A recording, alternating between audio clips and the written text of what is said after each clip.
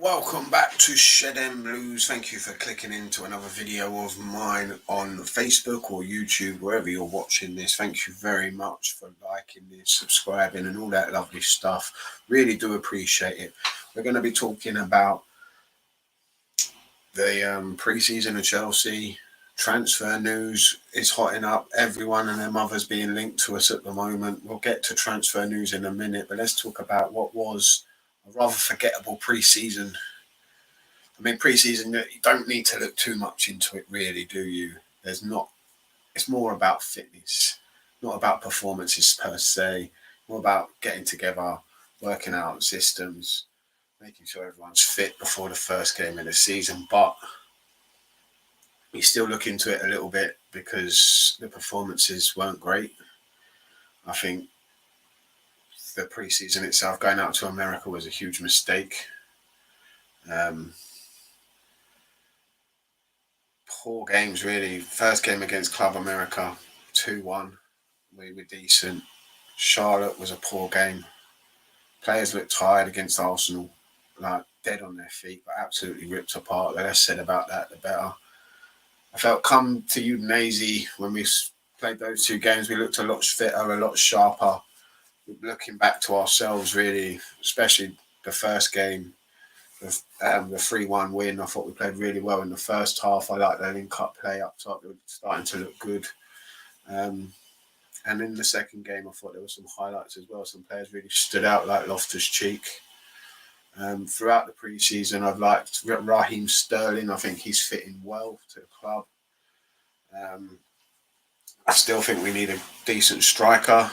Hopefully, Armando Broja, give the lad time, give him some time to get his sharpness. And I think the goals will flow with that lad. But can we rely on him and Havertz for the whole season as our two central strikers? Are they good enough? We'll have to wait and see. They're not looking at likely that they're going to be bringing in a striker. There's not many names being touted around at the moment. More names on the way out, really, than coming in, to be honest with you. But we'll get to that in a little bit. I felt Udinese first game dominated them in the first. I should have scored a lot more goals than we did, really. I like the link-up play between Kai, Mason and Raheem Sterling. I thought they looked really good together, and I'd like to see that front three a few more times. Let them gel, let them get to know each other. I think Conor Gallagher is going to be a big plus to the squad. Don't know how well he'll fit into the style that Tuchel will want to play, but he could come in as one of the subs and make an impact. I think Koulibaly's looking class at the back, especially when they had Aspi, Thiago and Koulibaly. Got some experience there at the back. If we're keeping Azpilicueta, I think that'd be a good thing for one more season, to be honest with you.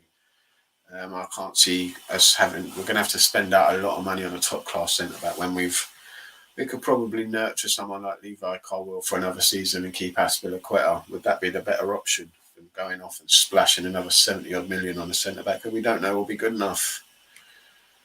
But we move on anyway. It was a poor pre-season.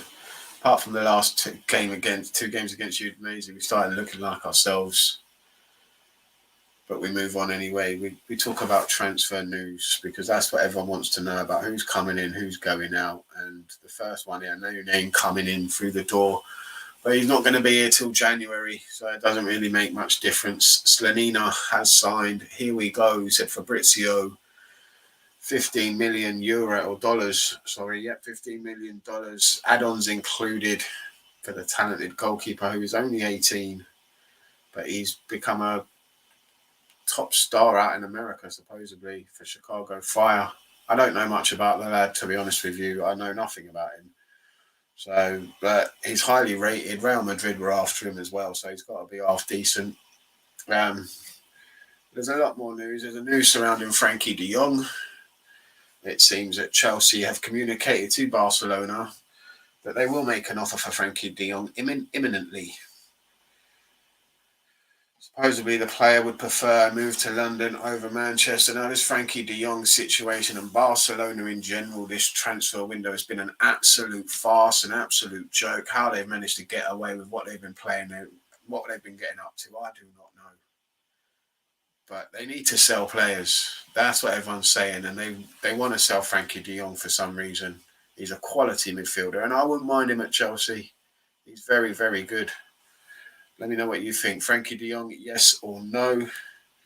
Supposedly, Inter rejected Chelsea's 7 million offer for the young midfielder Casadia. I don't know if I've pronounced that right. They want 20 million, including a buyback option. I don't know if that lad's worth that. Kepa looks like he's on his way out of the club. Napoli have agreed terms with Chelsea, supposedly for a loan deal. Chelsea are going to be paying most of his wages. It looks like this Slonina, if he's coming in, will he be a first team? Will he be a backup to Mendy in January? Is it a good idea to let Kepa go now? Kepa wants first team football. He wants to challenge for that first team space in the Spanish team for the World Cup. He ain't going to be doing that sitting on the bench at Chelsea.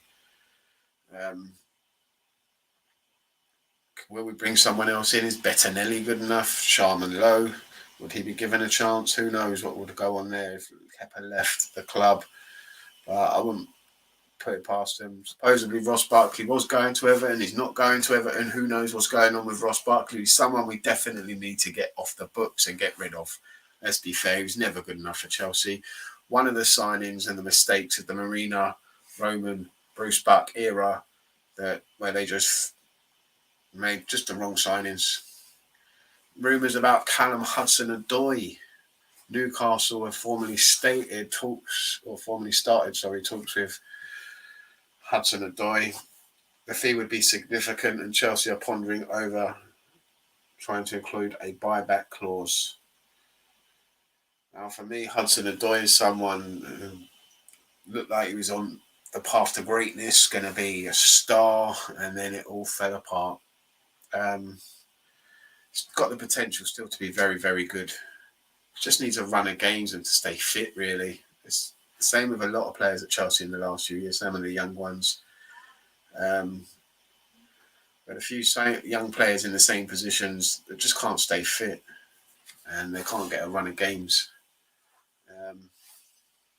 And that's the same for Callum Hudson-Odoi, Timo Werner. Looks like he's on his way to either Leipzig, Newcastle or Juventus. One of those three are looking like they want to take him on loan. He's going to have to take a pay cut, supposedly, to go to some of these places. I think he'd rather go back to Leipzig, is the rumour, really. That's the strongest one. Wouldn't blame him. He had his best. That's where he was. That's where everyone found him. He made his name at Leipzig, so it wouldn't surprise me if he'd want to go back there. Not much else, really. Ethan Ampadu looked like he could be going back to Italy. There's a rumour that's still going around about Azpilicueta and Alonso with Barcelona. Who knows if the Frankie De Jong deal will include that and what's going on there. But we'll find out. There's going to be a lot of deals going through in the coming week. And we definitely need to get a few more through the door. I believe we need another centre-back. We need backups in the wing-back areas and a striker if possible. Midfielder possibly would be nice if we do get Frankie De Jong. I don't know who would leave, who would go, because we've already got quite a stacked midfield, really, with the likes of Kante, Kovacic, Jorginho, Gallagher, Ruben Loftus-Cheek. Supposedly Billy Gilmore's on the way out. That's the big rumour as well. He's on his way to Everton along with Batshuayi and possibly Ross Barkley. I don't know how true that is. Like I said, Everton, there's a few reports from someone saying that he is going there. There's other reports somewhere else saying he's not going. Who knows? But Billy Gilmore, for me, would be one I would be quite upset about. I've seen this guy dominate midfields against two of the top teams out there, in the likes of Man City and Liverpool. And for him not to be able to break through into the Chelsea squad is criminal, in my opinion. He is class, and I'd be quite upset if we let him go. But there are others that we've let go, and I trust Tuchel all the way. I'll back him all the way. Let's see where we go from here. Everton on Saturday should be very interesting. I'll be back for that. Thank you very much for watching Shed and Blues. Please smash the subscribe button, like button. Thank you for everyone who's been liking everything I've been doing at the moment. I'll see you next time. Up the Chelsea.